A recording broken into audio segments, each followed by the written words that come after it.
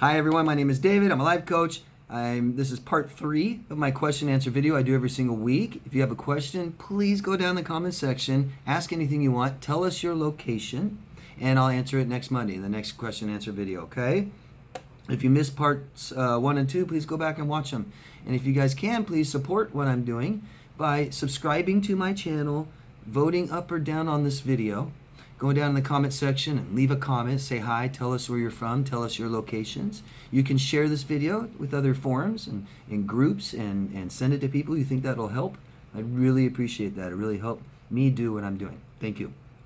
So let's get started. There's only a few questions left and I couldn't squeeze it in both parts. I separate these because of my equipment. It doesn't allow me to record longer.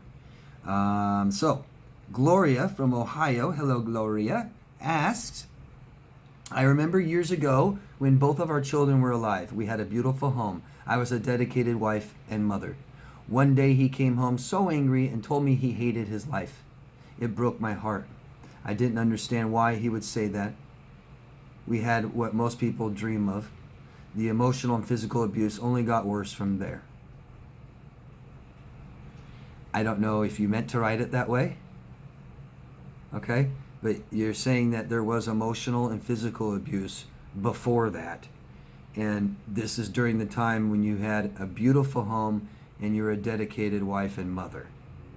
You were being emotionally and physically abused. That's just what you wrote here. I'll read it again. Let me start over, okay? And if you want to change this, Gloria, go ahead and change this. But if this is true, then we need to be aware of this, okay? That's why I'm giving attention to this. I remember years ago when both of our children were alive. And I'm sorry that your children are not alive. Awful. We had, or maybe one of them you're saying. We had a beautiful home. I was a dedicated wife and mother. One day he came home so angry and told me he hated his life. It broke my heart. I didn't understand why he would say that. We had what most people dream of. The emotional and physical abuse only got worse from there. Okay? So I don't think you were dreaming of physical and emotional abuse. Or maybe you're saying that wasn't important. I'm talking about the other stuff, David. I'm talking about the home and me being a mother and dedicated wife. Dedicated wife to your abuser. I gotta say it the way you're saying this, right? So you say, what is this? He claimed I was the love of his life. One thing I want to mention is from your My Story video. I'm so sorry for the loss of your mom and finding her. Oh, thank you, Gloria. Thank you very much. My story is my story, and I love my story, and I feel good about it all now. But thank you very much. That's nice of you. You said you make me feel like I can heal, although it seems like such a far reach in my life now. I feel like I'm too old to find happiness. Happiness isn't an age, Gloria. Happiness isn't an age. Okay, happiness is an emotion. There's layers of emotion, and you could be deeply depressed and happy. And you're saying here that you're trying to say you're happy in this marriage, right? But you also said you're being physically and emotionally abused. So there's spurts of happiness even in tragedies, okay? And you're never too old to be happy. You just don't know how. And things you don't know how to do, we ask for help. It's that simple, Gloria. I hope that you feel worthy enough to get the help that you need to reach what you want. To find happiness, okay? It's not hiding from you. We don't have to find it. We don't have to look that hard. It's in here, Gloria. We have somebody else help us with that, okay? Yeah, I wanted to point that out. Your question, what is this? He claimed I was the love of his life. So tell me more information. And matter of fact, I think, I might be wrong, but I think I asked for more information. And you never replied, if I remember right. So, you know, I'll tell you what a midlife crisis is. Maybe that'll help. And this is something we can all relate to if you're watching my videos.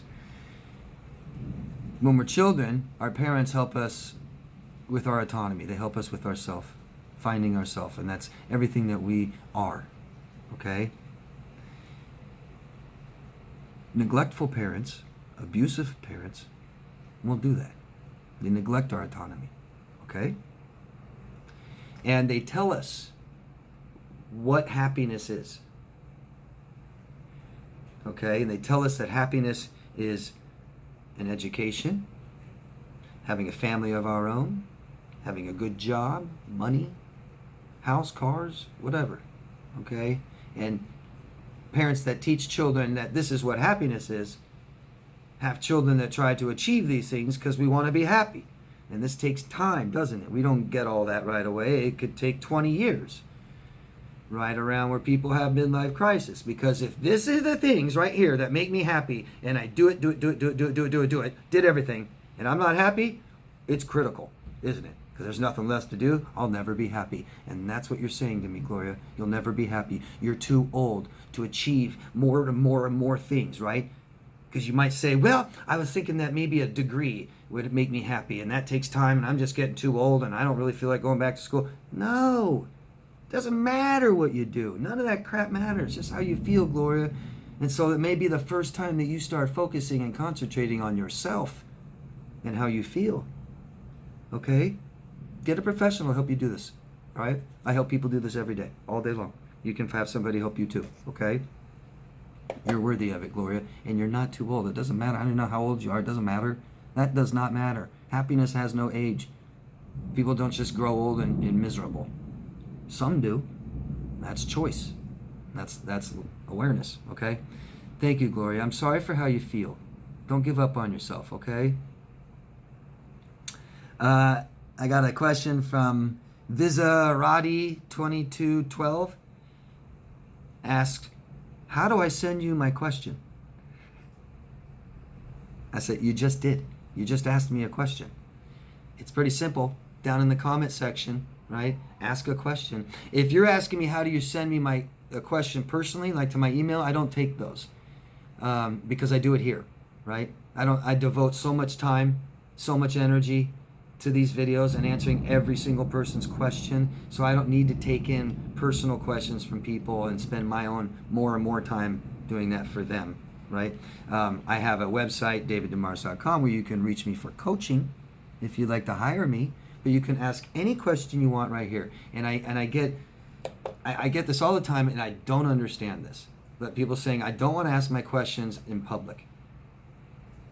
This is a YouTube, the platform, YouTube, doesn't care who you are.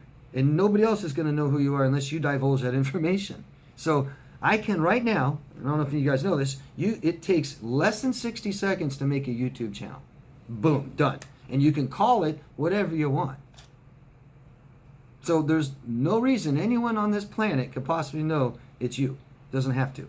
So that's all you got to do. Put a different name, some random name on it, and if it's just to ask me questions, do that. Just for David, just for asking questions for David for the next couple weeks, I want to ask him questions. Just go make another YouTube channel, subscribe, and vote up if I did a good job with your question, please. And just go down in the comment section and ask me anything you want, okay? Thank you. I thought that was funny. It's like, how do I ask you a question? Well, that's a question. you just did. Okay, Sydney. Oh, I can't remember where you're from. Sorry. Tell us your locations, everybody. Tell us where you're from. Sydney, again, LOL. Sorry if you can't do all questions. It's okay. No, I will. But I'm so curious as to how I got into this relationship in the first place. Like thinking back into childhood, I don't remember any sort of abuse going on. Or my two other sisters have never been in this type of relationship. So why is it just me? Thanks again. That's the question, isn't it? That's the $1 million question. And so this is extremely difficult to do on your own, to see. Because everyone had a normal childhood. And I'm sure you did too, Sydney. Wasn't your childhood normal? Yeah, mine was too. Go watch my My Story video I made last week. And you'll see, I'll tell you a little bit about my childhood, and I thought that was normal. Anyone else think that's normal that watched it? No, they don't. But you all think your childhood's normal, and you come to me, right? And I coach you, and we talk about your normal childhood, and it's far from normal. It's your normal. Really hard to identify, really hard to see. Neglect is something you didn't get, and that's extremely hard to identify. something you never got. We have one childhood. You're not comparing it to your other childhood because you only have one childhood. As far as your siblings, all kinds of things going on here, Sydney. All kinds of things, okay? Parents have roles. Parents play favorites, right? The narcissistic, dysfunctional family has got all kinds of different things going on, okay? And you know, we get into the scapegoat and the golden child and the lost child and all this stuff. And these can change, okay? And you can have more than one, maybe 2, 3. So if you really want to know, hire a professional. They're supposed to be good at doing this, okay? For me, I like I said earlier, and I might sound like I'm bragging, but it's just super easy. It's really easy for me to see other people's, and I'm getting better and better. But it was very difficult. Wow, thunder. It was very difficult for me to see my own for a very, very long time, okay? So it makes sense. It does come from your childhood, absolutely. We treat ourselves the way our parents treated us until we heal from it. If we have neglectful relationships in adulthood, then we had neglectful relationships in childhood. If we have abusive relationships, we probably had abusive childhood. And emotional abuse is something that it's hard to identify too. Emotional abuse. You guys know, trying to explain it to people. Couldn't do it very well, could you? Couldn't get people to understand. They just didn't get it, right? No bruises, right? You don't see it. You don't hear it really. It's there. And it's difficult to identify and explain, okay? Thank you. And I'm sorry, Sydney, but this is where it starts. This is where the work starts and your healing journey begins. It's to know this stuff. We've got to. The current attitude of a lot of professionals right now, modern, of don't want to talk about it, don't think about it. If it's bad, ignore it, blah, blah. It's frustrating. It is. Because to heal from our past, we have to understand it. We got to talk about it. Shit. Thanks, Cindy. Good luck, okay, in your journey. But this is where it starts. Knowing why. Knowing where. Knowing how. Okay? That's it. Like I said, it was just a few questions and I got it done. Thank you, all of you. If you think that I've helped you and I can help somebody else, can you help me? Can you help me out? Help me help others? Save some lives today? Push a few buttons? Subscribe to the channel if you haven't. Vote on this video. Go down, leave a comment, tell us where you're from, ask questions, share this in different places. I'd really appreciate it. Thank you all. Thank you all. Love yourself first. Anybody that wants coaching, you can go to my website, daviddemars.com. Thanks. Take care, everybody. I'll see you next week.